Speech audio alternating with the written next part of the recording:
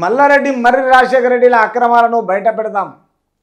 మాజీ మంత్రి మల్లారెడ్డి ఎమ్మెల్యే మర్రి రాజశేఖర రెడ్డి అక్రమాలను బయటపెడదామని ఇది కేవలం షాంపిల్ మాత్రమేనని అసలు కథ ముందున్నదని మాజీ ఎమ్మెల్యే మైనంపల్లి హనుమంతరావు, సుధీర్ రెడ్డి, తర్వాత పిసిసి ఉపాధ్యక్షుడు వజ్రేష్ యాదవ్, మేడ్చల్ మల్కాజ్గిరి జిల్లా డిసిసి అధ్యక్షుడు హరివర్ధన్ రెడ్డిలు తెలిపారు. మల్లారెడ్డి అండ్ మల్కాజ్గిరి మర్రి రాజశేఖర రెడ్డి అంటే మల్లారెడ్డి అల్లుడు ఏదైతే అవినీతి పరంగా లేబర్ మినిస్టర్ ఉన్న మల్లారెడ్డి అల్లుడు రాజశేఖర రెడ్డి ఇప్పుడు అసెంబ్లీ ఎలక్షన్లో గెలవడం జరిగింది. వీళ్ళ అవినీతులను, వీళ్ళ కాలేజీలను, వీళ్ళ రోడ్లను ఎంత కబ్జాలు చేసి వీళ్ళు సంపాదించారో అవన్నీ మొత్తము బయట పెడతాము. ఎవరు చెప్పినా వినేది లేదు. తెలంగాణ రాష్ట్ర ప్రజల సొత్తు అది.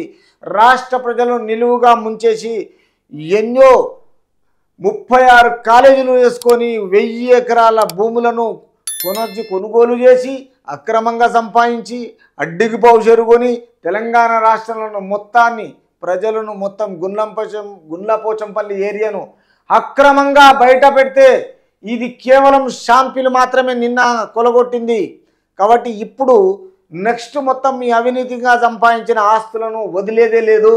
తర్వాత ఈ మాజీ ఎమ్మెల్యే మైనంపల్లి హనుమంతరావు, సుధీర్ రెడ్డి, తర్వాత టిపిసిసి ఉపాధ్యక్షుడు వజ్రేష్ యాదవ్, మేడ్చల్ మల్కాజ్గిరి జిల్లా డిసిసి అధ్యక్షుడు హరివర్ధన్ రెడ్డి శుక్రవారం నాడు ఈ విధంగా ఈ అక్రమాల గురించి, ఈ కాలేజీల గురించి శాంపుల్ మాత్రమే ఇది, మిగతాయి వదిలే సమస్య లేదు. మున్సిపల్ పరిధిలో శనివారం జరగనున్న సీఎం బహిరంగ సభ వేదిక ఏర్పాట్లను పరిశీలించి ఈ సందర్భంగా విలేకరుల సమావేశంలో వారు మాట్లాడారు.